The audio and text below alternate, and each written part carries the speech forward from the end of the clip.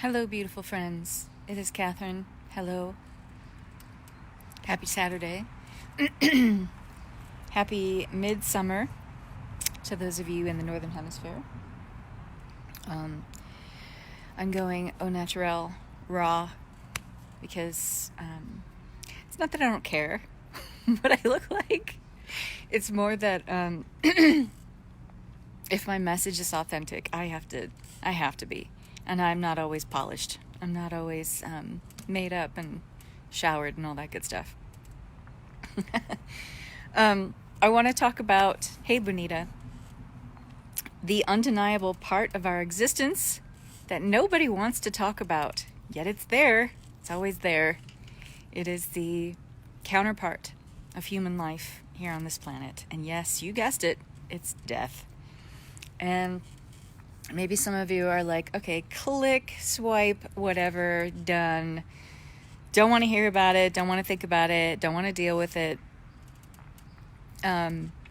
I'm having a nice day. It's beautiful out. It's summertime.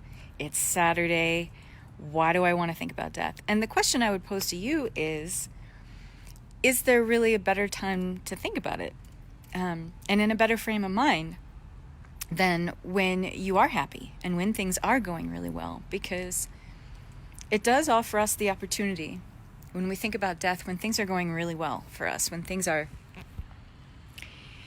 good, we feel happy, we feel connected to our lives, we feel connected to the kind of person that we are, who we want to be. We're becoming more and more of our desired ideal. And when you think about embodying more of your desired ideal and living that out, hopefully, until your end of days, what kind of legacy will you leave behind? What kind of destiny are you creating for yourself right now?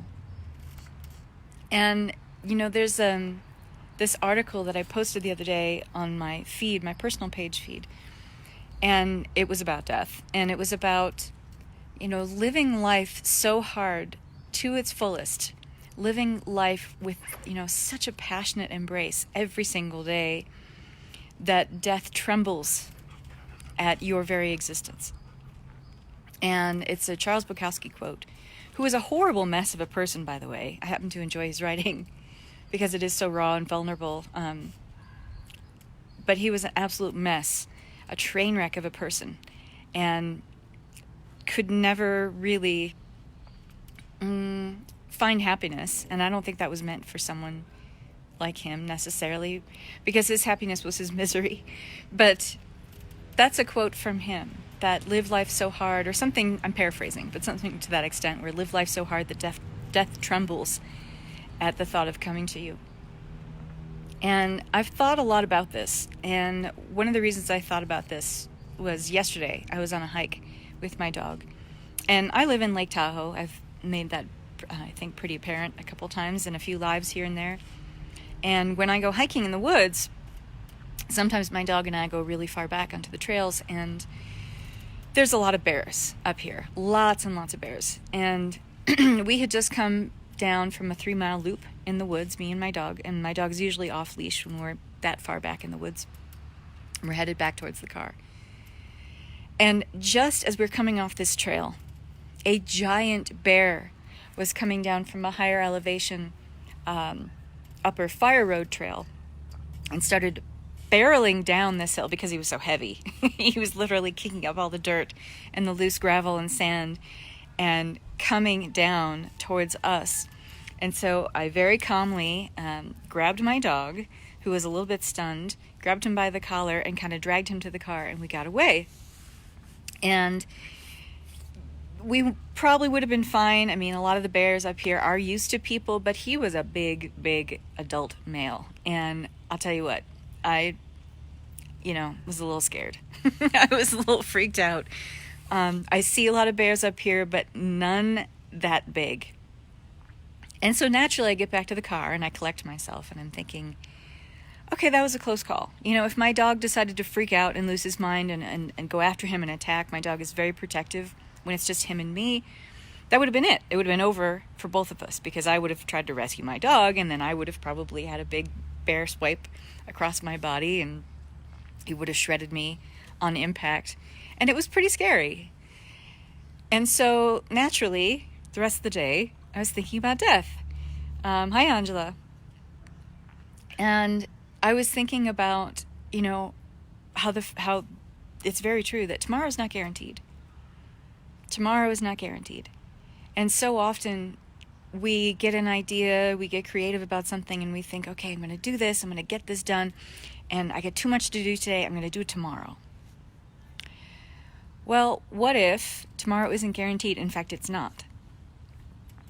What would you do absolutely right now, this minute, if there was no tomorrow? What would you absolutely, like, without a doubt, prioritize and say, you know what, all this other shit doesn't mean anything, and I'm just going to do this today because this means something to me. And I know we get caught up in the idea of what's meaningful and what's fulfilling, and sometimes those can feel like buzzwords, but I want you to think about, not what is meaningful in the grander sense of the word. If we are pious and righteous individuals, what is meaningful in any kind of spiritual or dogmatic sense?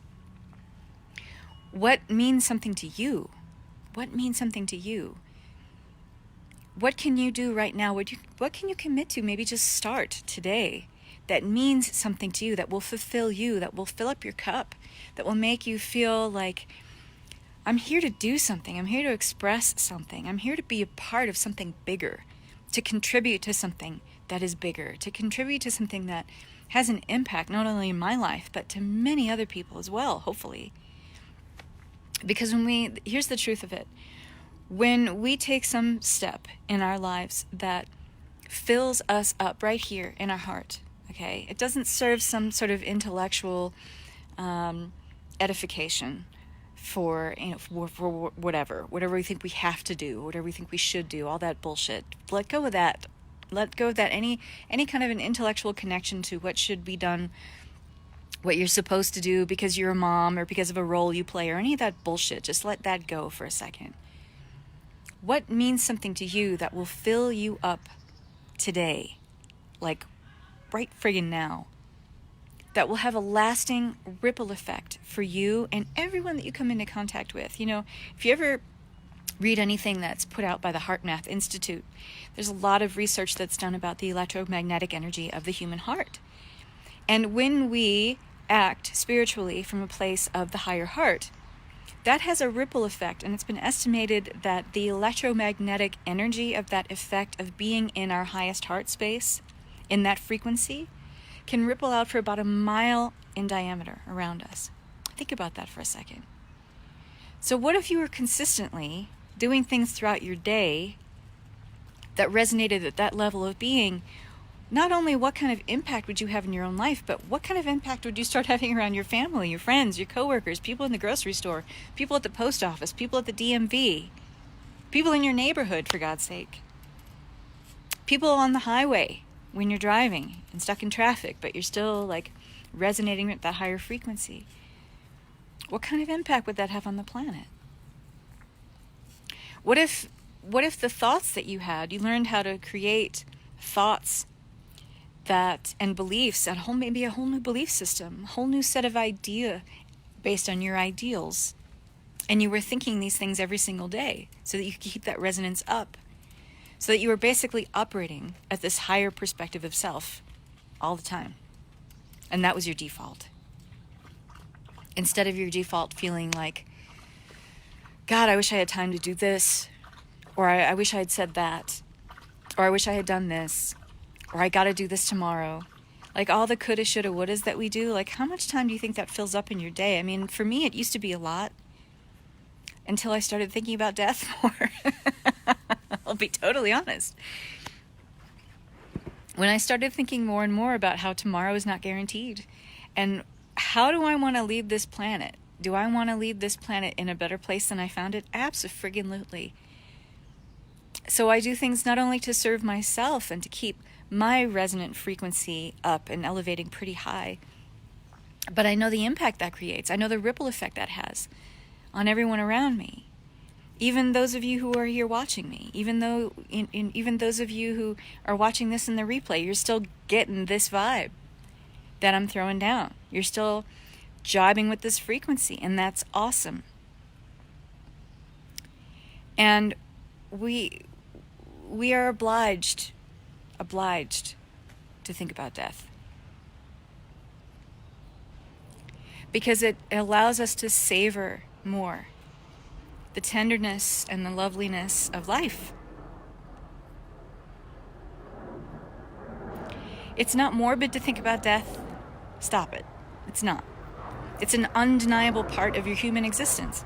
Except every single one of us is walking around pretending that it's not going to fucking happen to us. Not today. Not tomorrow. Well, the odds are against you. And I'm not trying to bum you guys out. I'm trying to lift you up.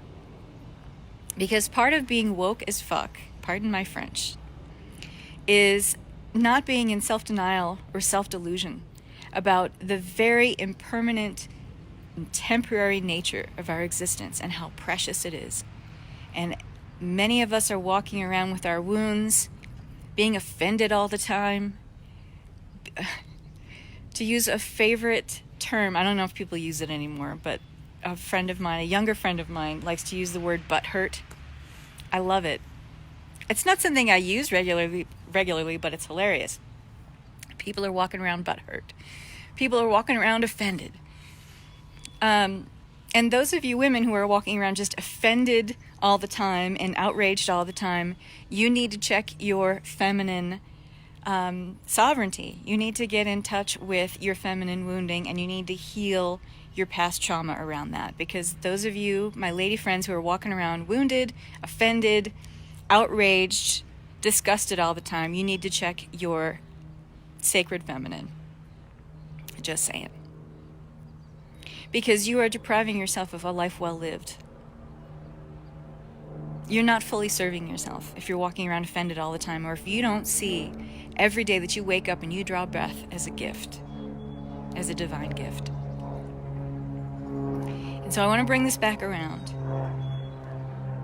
What is going to give you meaning right now? What can you do today? Start something today. And hope that tomorrow offers you another opportunity to finish it. But why put off tomorrow what you can do today if it feeds your soul, if it feeds your soul being, if it allows you to feel more connected, like life is tender and precious and lovely and wonderful and temporary as all get out, because it is. Treat the people around you that way too. Like they are just as precious, because they may not be here tomorrow. I'm not trying to bum you out. I'm not trying to be morbid. I really want us all to wake up to the fact that we're walking around in this somnambulistic state most of the time, on autopilot, and we're not connected to just how wonderful things are. And we get distracted, very well distracted, by all the shit. All the news, all the stories, all the people doing this and all the people doing that, and all the horror in the world. And yes, there are some horrible things happening, but do you need to keep your finger on the pulse of that 24/7? And to what end? If it's taking away your quality of life experience. What we can do to change it on an individual level is radiate from the highest level of our being what brings meaning to us. It will ripple out. Believe me, it does. That light, that love, that higher way of being. It does inform other people on the planet in ways that are so microscopic that we can't see. With our kind of limited ego scope, we can't see it. We can feel it. We can't always see it, but we have to trust that it has a ripple effect that will last long after we're gone. We're so stuck in instant gratification sometimes that we think like, okay, well, I'm thinking this way and I did it for 3 days and nothing happened. Okay. Well, do you think that you are all-knowing, all-seeing, omniscient, omnipresent, that you see all the stuff that's happening behind the scenes that are getting rearranged to match up with that frequency? You think it all happens in 3 days? Give it some time. Give it some love. Give it some faith. Give it some trust. Whatever you're working on, whatever's creating more meaning for you and you feel like it's, but I'm not getting results, I'm not seeing anything from it right away, blah, blah, blah. Take a breather. Hold on. Right? Give yourself some time. Allow yourself some faith, some trust, and keep radiating at that higher heart frequency. It's not that hard to do. Really, it's not. You find something that you love and just let yourself kind of merge with that feeling. Find something that you do, maybe something that's like you used to love to do, like draw or sketch or doodle or something. Just do it. Just do it. I don't have enough time, I have to do this. That's your ego talking. That's the part of you that thinks that this is all permanent. Okay? Do something today that gives you meaning, that allows you to feel that frequency, and then trust and have faith that will radiate and ripple outward in profound ways that you, in your limited ego scope and my limited ego scope, can't see, not privy to, yet. So, I hope this has helped you to feel a little more hopeful, enlightened, rather than feeling morbid or sad. That was not my goal of making this video. But I hope it does give you a little something to think about, and I'd love to hear your comments and see what you have to say about my little thing here today. But I want to wish you guys so much love and peace. Bye-bye.